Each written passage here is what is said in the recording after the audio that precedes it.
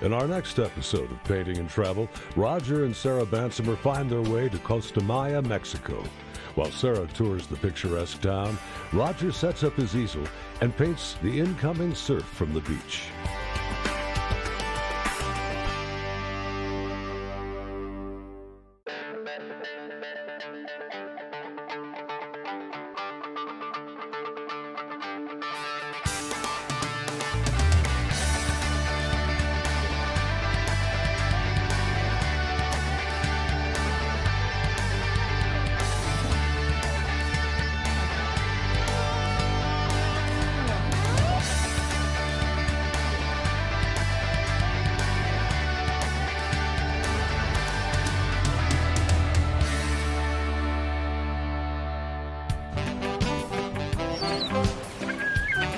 Glad you're here.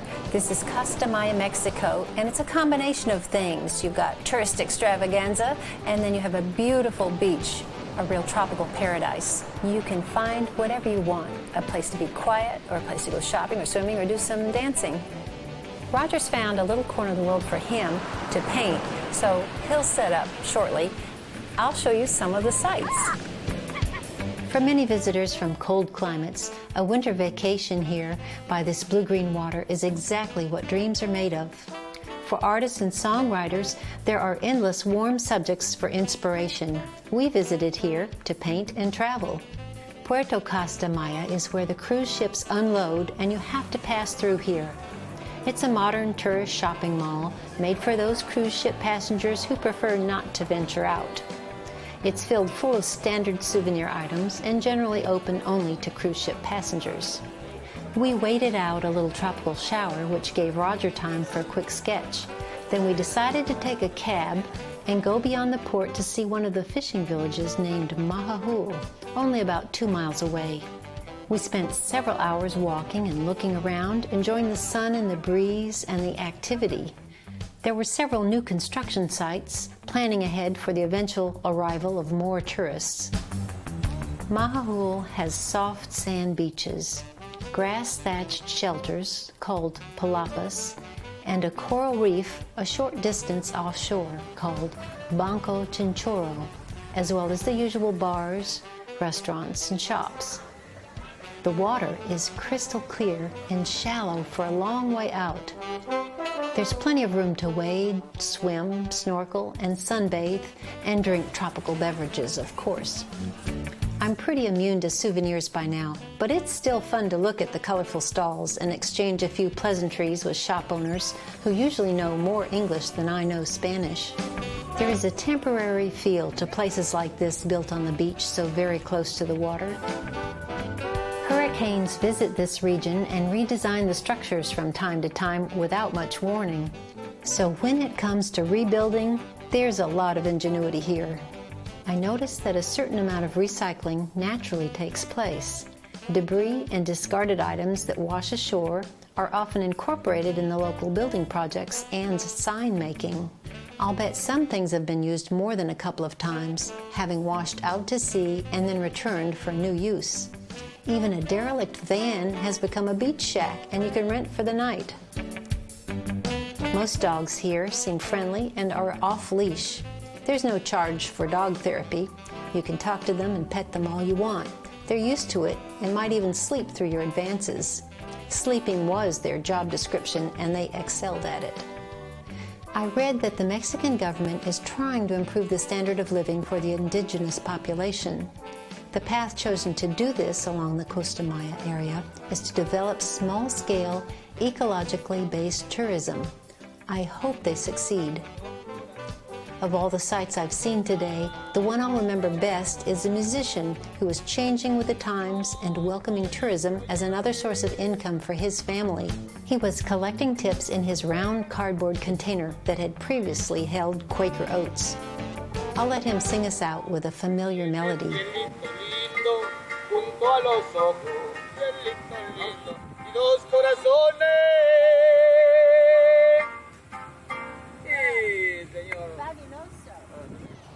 Well, as it is with many locations where we go to paint and visit, we can't do anything about the weather. And that's the case today. We've got some tropical disturbance in the area, It's quite windy, very hard to set up, and often it's very inconvenient to paint outside. But I like this seascape here, and we don't get into very many areas where we have this nice surf. And because of this tropical weather, we have some good waves coming in on the beach and on some rocks. So I'm going to do a small painting here. I've got my acrylics today, and these are good while traveling because they dry quickly and I don't have to worry about carrying a wet canvas back with us. On my palette I have titanium white, ultramarine blue, cerulean blue, Indian yellow, alizarin crimson, and some green, which is chromium oxide green. I generally limit my palette, especially while painting on location. Makes it much easier for me. I don't even have my easel with me here today, so I prop this up on a small chair and a rock. I'll put the horizon line quite high up here because I don't want this to be a painting about the sky. I want this to be about this surf here and this beach. I'm going to make quick work of this today, I believe, because I think it might rain. I'm going to use large brush strokes and just apply this paint in just rather a quick manner, just to get some big basic shapes down, get a composition in here. We've got these rocks coming through across the front. Block this in as one big shape here. And I'll try not to get any paint on this nice lawn chair. Now I often ask myself, why put myself through conditions like this where it's not only inconvenient, but rather difficult to even set up, but I can learn so much more and see so much more detail out here than I can by taking a photograph. Now I've worked from photographs for many years, quite used to it, but the fact is, in a photograph I just simply can't see all the nuances and the colors that I can here in real life. So part of being outside doing plein air paintings is the experience, the learning experience of being able to see colors that I can't see in a photograph. As always, I try and start with my dark colors first, then I work towards my light colors. Right now what I'm trying to do is get a general pattern for a composition here. It seems to be quite easy to do because this is just a nice flowing pattern here with the rocks and the surf coming in. Just have a small piece of masonite here for my palette. I think I'll pick up a slightly smaller brush. I'll lay in those waves. I'm going to use this thin, going to put a thin wash right across here. Got a lot of wind coming in here today too. I've worked in some difficult spots, but this is right up there with them. This is the most difficult. We have a very gray sky today, so I'm going to take my white and my three primary colors here, just mix up a gray color here with them. That's a little too green, so I think I should put some red in there. That's too much. Keep working with that. There, that's a warm gray color. So if it's too warm, I'll just add some blue to cool that. So this will be quite light, although even lighter than the sky are these waves breaking. So I don't want to get this sky so light as to interfere with the really light colors of these breaking waves. Really laying this paint. Look, this little tiny snail walking down here. Isn't that something? Just a little guy right there. I'm going to place a few little negative areas right in there. Now I'll let that dry for a while. And let's get back to that surf. I've got my blue here, ultramarine blue. I'll put a touch of yellow in that because that surf is a very turquoise color, especially if you get up a ways and look down on it. It's just incredible. Painting is always about adjusting the colors and the values constantly, because one color affects another color and one value affects another value so very much that sometimes when I think this is just the right color or the right value, once I get some other color on there, it changes the whole complexion of the painting and I have to go back and change it again. That doesn't mean I have to be true to every single thing I see out here. think I'll take some of the color of the water here, bring it up into the sky. It's a little bit too much difference between this warm color and this cool color down here. And I'll strike in this horizon right up here. It's kind of a soft horizon there, a soft line. I'll mix up some lighter colors and I'll put in some of these rocks. Wow, this wind makes it so difficult. But we'll just keep going here. There's not too much sand on this beach here, but there is some. Something like this could be really changed to suit the composition. I'm going to let this water dry some more. So I think I'll go back to this background and I'll make that slightly lighter because it is in the distance. So that means there won't be quite as much contrast in this area here as there is in this area. Because this will be a little more paler just because it's atmosphere between me and this little island over here. There, you see, we'll just make that lighter.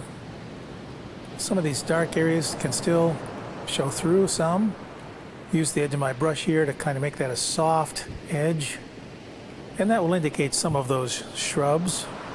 See, we can still have some of that warm color showing through here. There is some beach way over there with some sand, so I'll try and place some of that in here. And here a little spit of land goes right out into the water here. A few more patches of sand back here on the beach. And I think I may leave that alone because this is just going to be a sketch. While I'm working on this background, I might as well put in a few of those palm trees back there just to indicate them. Just with a touch of my brush here on the edge. And maybe a few more negative areas in amongst these trees. There, I'm going to leave that alone for now. What I'm really here to do is paint the surf, but before I do that, I have to get these basic elements in there first, because they're the foundation of anything that follows. Now, I talked about turquoise, but phthalo blue would also be a good color to have in painting this. Phthalo blue makes a very rich, dark blue, and mixed with yellow, it makes a beautiful green. But I am working with a limited palette, so I don't have that particular color with me. I'll mix up that green again, and I'll start by putting in some of this water here that where the waves start to break. I'm actually looking through the wave slightly, and the light from the other side of that wave is coming through that wave and is giving me that beautiful green color. I'm going to put out one more color, cadmium yellow. The Indian yellow is a very warm yellow, and the cadmium yellow is a very cool yellow. So I think maybe in order to get that green that I'm looking for, this cadmium yellow might work better. If I'm working with a limited palette, basically what I'm trying to do is have my three primary colors, red, yellow, and blue, but I have a cool yellow, a warm yellow, cool blue, cool red, and warm red. But for the reds, all I have is the one red here, is the alizarin crimson. Looks like I've used more cerulean blue than anything in this small painting so far. I haven't picked up much of anything else except, of course, white. Now, one of the best ways to learn how to paint a seascape, there's a couple ways, and one way is to, of course, sit out and watch the surf. But sometimes that's almost like trying to paint a running horse. I mean, there's just so much going on so quickly. It's hard to capture anything. But having said that, you can learn a lot by the color, the form, the movement, just the general feeling by sitting out here and watching this. Of course, another way is to work from photographs. That way it'll freeze frame this surf. And when I work in photographs, I take a number of photographs because in a matter of a fraction of a second, all this changes. So I take a lot of photographs to choose from. And the third, and probably one of the best ways to learn how to paint a seascape, is to look at other artists' seascape paintings, especially artists that specialize in nothing but seascape paintings. You can learn a whole lot by looking at how they use the paint, how they make the break of the wave, and so on. So it's kind of riding on the coattails of somebody that's already done it for many, many years. And I keep a scrapbook of paintings that other people have done, and amongst those are some seascape paintings So I can reference those too when I do a painting back in the studio. Okay, I have the darks in, the middle tones, and now I'm going to start by putting in a few of the waves. Now these waves have sort of a perspective line as they go down the beach here. They're breaking, going down this way. Now it was good I paid particular attention to the values because having the sky a bit gray and these values sort of middle tone, now it allows me to bring out these waves as they break. And they could stand out more. If I were to have this too light, these waves wouldn't have shown up nearly as well. As the waves break up here on the rocks, I can see where it starts to flow down again into the Gulf of Mexico. Maybe a few puddles up here of water. Right here at this rocky shore, there's just a lot going on. So I'm going to use this small brush to indicate some rough texture down here where the surf is already broken and hitting up against those rocks. I don't want to overdo it with those rocks here because I want to feature one or two waves. Now right here is the center of the painting. I have a breaking wave here, but I want to move it slightly to the right because I don't want the center of interest to be right in the middle of that painting. So I'm going to take this breaking wave and we'll make it splash up and break right here. Picking up some pure white now on my brush, and I'll lay in that breaking wave. Man, this wind makes it difficult. Right on the top of this wave, it's where it starts to break. I'll have some pure white there as well. Then I'll wipe my brush off slightly. I'll just drag that pure white up into this part of the painting, right in there. Make it look like that wave is just breaking right on that rock. Have a nice soft edge right up here.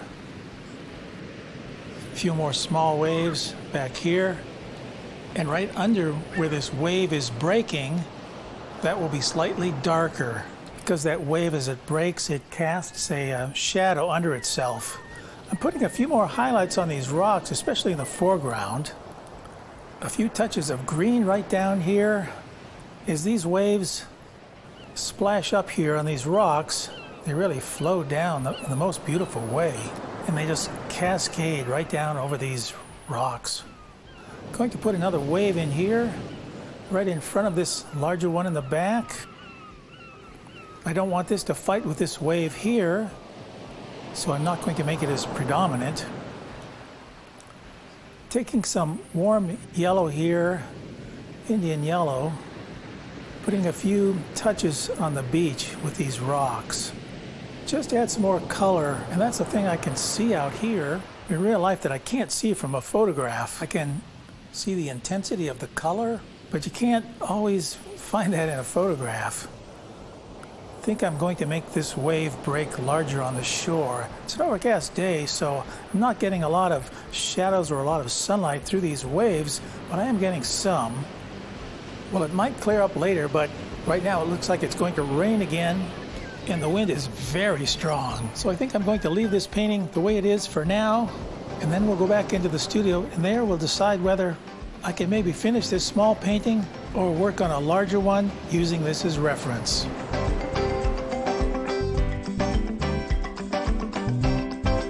Well, now that I'm back in the studio, I've decided not to do anything else to this small painting that I did in the field, but I have a few moments left, so I'm going to do a quick demonstration of a wave painting here.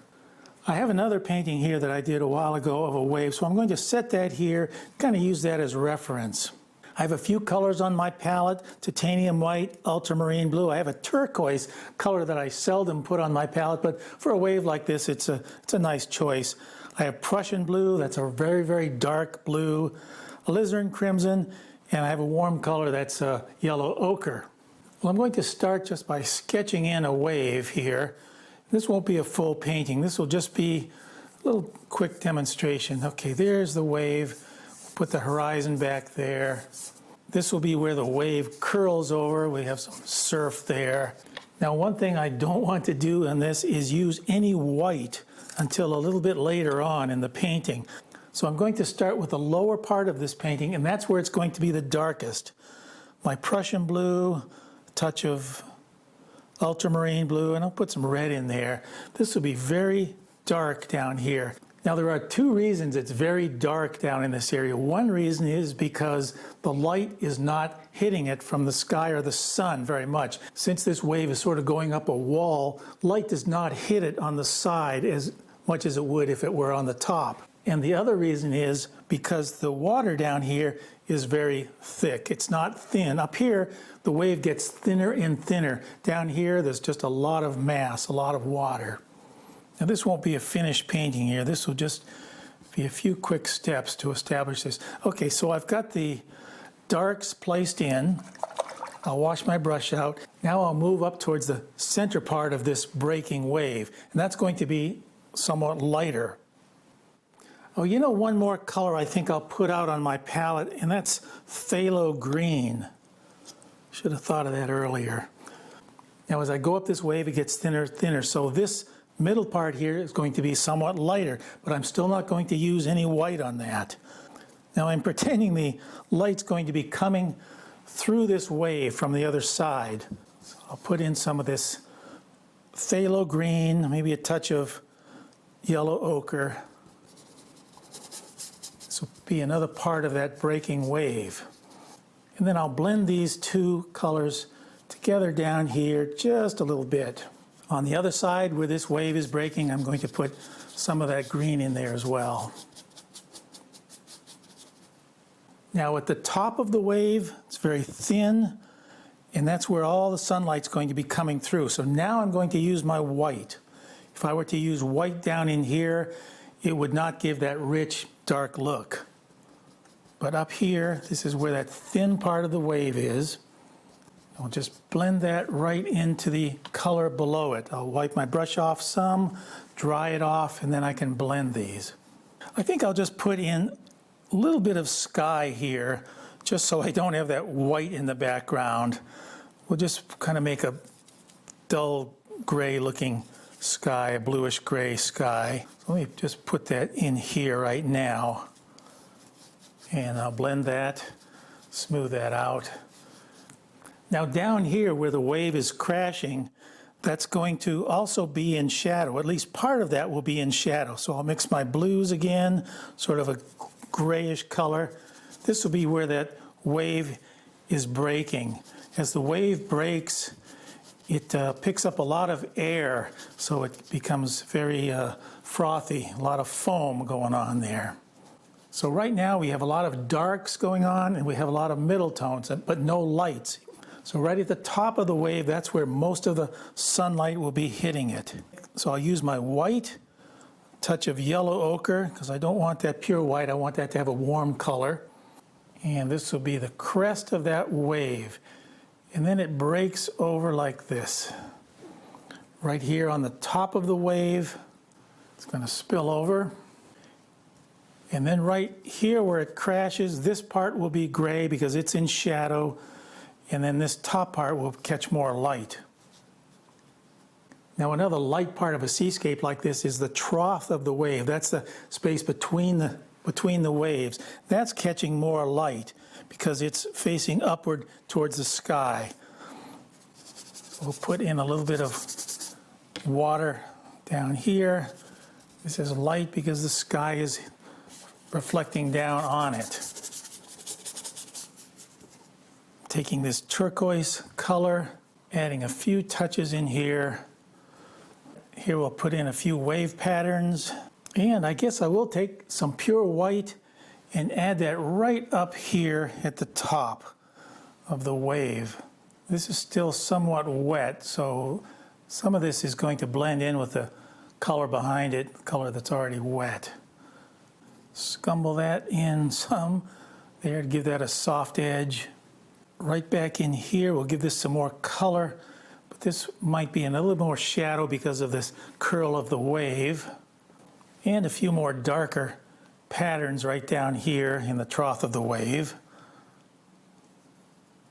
All right, I'm going to put down my large brush, pick up a smaller brush, and add some of the froth from the prior waves coming up on this wave here. I want to feel that this wave is sort of coming around in a barrel shape, and I'll just bring this with a small brush. Now, I don't want this to be too light because this is on the shadow side. So let me mix this up a little bit darker right there. I guess that might work. And I'll bring these down, and I'll just feel that kind of going around this way, up into the wave. And just with this zigzag pattern going up. Now I have to change the value of this as we get up into here, but down here I want this kind of dark. I'm trying to hurry this along because I know we don't have much time here. And at the top of the wave where this is very thin, the water is very thin here, then we'll make this lighter. I'll add a few more touches here to this wave where this is breaking over here. And on the light areas, I want to use much thicker paint than on these thin areas. So right across the top here, I'll put on a lot of paint, give it a lot of texture right in there. And to finish this, I'll make some stronger patterns of the froth right down here. So basically there were only 3 steps to this: putting in the darks first with no white added, the middle tones here, and then the lights up here, and then of course the highlights along the rim. So when I do this with little steps at a time, it doesn't make it nearly as difficult. But I'm glad I did this small painting down there in Costa Maya. I'm going to leave it as it is, but it gave me a real feeling for the area and for the surf. So this will remain as a souvenir of our travels to Mexico.